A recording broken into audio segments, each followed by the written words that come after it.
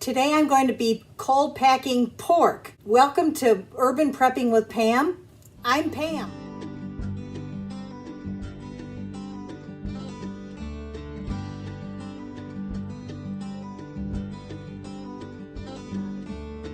So I'm going to fill these jars. Water for projects like this, so I didn't use tap water.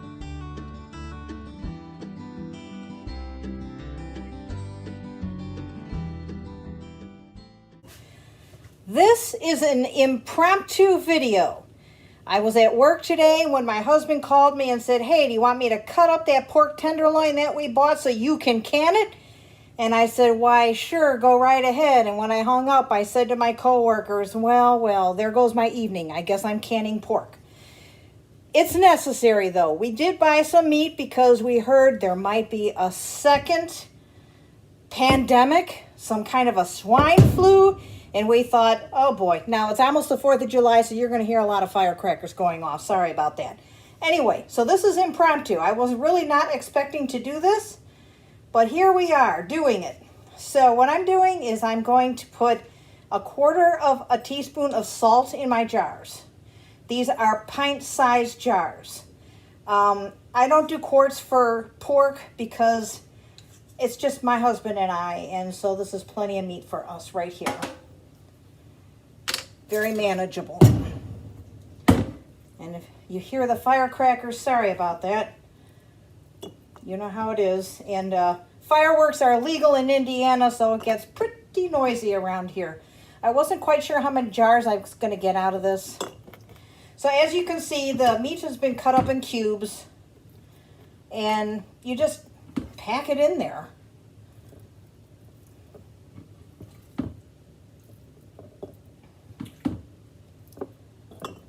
Couldn't really be easier. I just did a video on chicken. Pretty much the same thing, but I added some liquid to my chicken. I'm not going to be adding any liquid to this. It's cold pack and it's dry pack. How easy is that? Okay, I washed 8 jars. I'm not going to need 8 jars. You want to make sure you have a 1-inch headspace, but I'm giving this actually a little bit, and we'll see. It's close to 1 inch. Yeah, I think it's going to be 1 inch when I'm done. Just like the book says. So I'm going to get 4 jars out of this. And it's going to make its own juice. So there will be liquid in these jars when it's finished. So this was half of a pork tenderloin. The other half we just sliced into slices, and I'm going to freeze it. Then I'm wiping the rims of my jars with vinegar just to make sure if there was any fat from the pork on the rims, we want to get that off so that we have a good seal.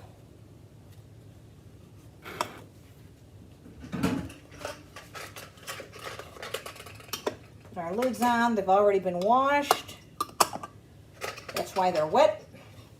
Oh, and that one's bent, so we can't use that one.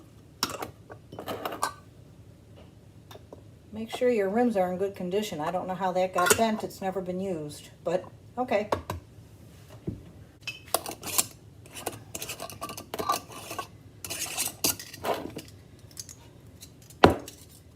You see how easy this is?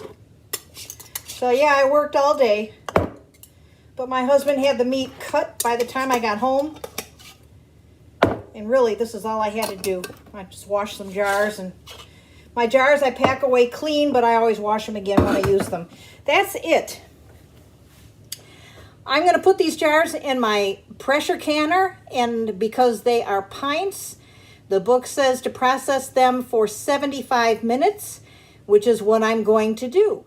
Thank you. I'll bring you back when they're done.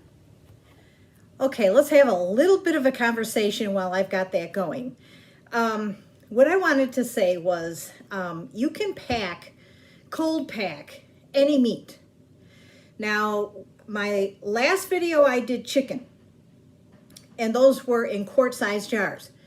But the reason that those jars were 75 minutes, which is the same processing time as these jars, is because that chicken had bone in it. Normally for a quart-sized jar, if you've got chicken without the bone, it would have been 90 minutes. But because the bone was in the chicken, it was only 75 minutes. Now, because this is boneless meat, I'm going to be processing these pint-sized jars 75 minutes. If these had been quarts, it would have been 90 minutes. Okay. So, and I mentioned, we heard that there's another potential pandemic. I don't know. So I hear on the news that there's the swine flu, and they're saying it has the potential of becoming another pandemic.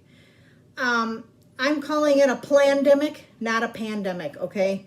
I think there's a whole lot of reasons why all this stuff's going on, but that's neither here nor there. But the bottom line is, if they're going to lock us in our homes again, my husband and I took a look, and we've got meat, we've got, we're okay on vegetables. You know, this time of year, we're kind of low on everything.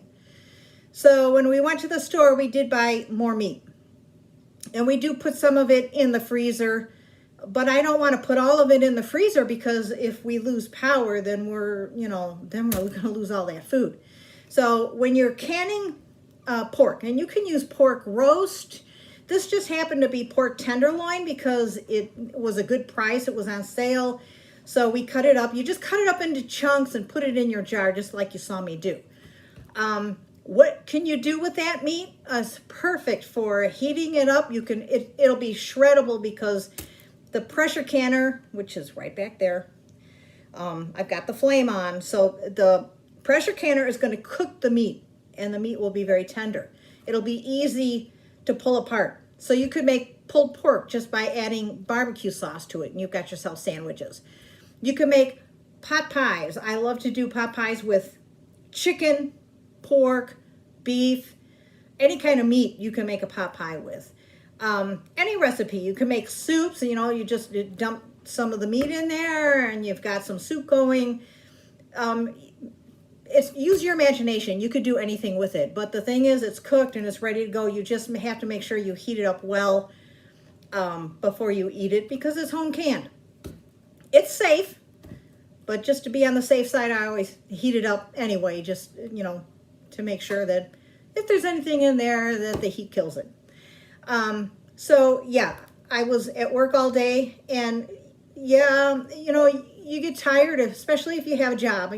Sometimes I see these people on YouTube, and they're on the homestead, and I know they're working really hard on their homestead, but I'm tired too, because I have a job that I go to all day, and the last thing I'm thinking about is, this is an urban homestead. I like to think of it in those terms, because I have a job that I go to all day. I come home, I'm tired. I have a husband I have to feed.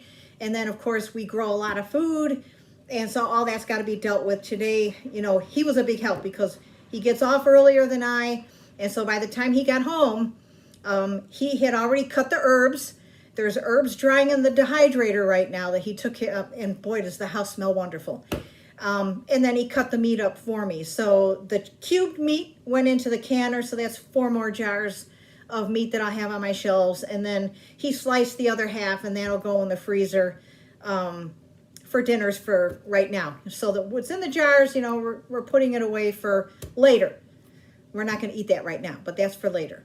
So yeah, this is a real quickie, and I just figured I'm doing it anyway. I'll turn on my video and bring you along. So I'll bring it back when I take the jars out of the canner, and you can see how much liquid they produce. Okay, I just took the jars out of the canner, and as you can see, that raw meat made a lot of broth.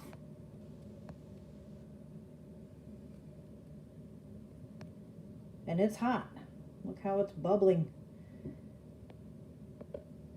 Now that meat is thoroughly cooked, and it is just sitting in that delicious broth. So make sure that if you're going to can some pork just like this, and you're going to open your jar to use the pork, use that broth. Isn't that beautiful?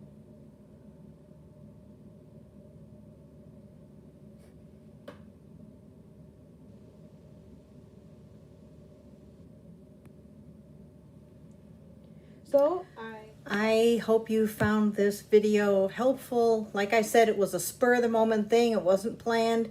So wasn't really quite prepared to make the video, but I just figured I'd do it anyway. Do me a favor, if you found it helpful, please subscribe to my channel. And while you're doing that, if you'll click the little bell, which will give you a notification next time I put up a video, or every video after that, it'll give you a notification that there's a new one to watch.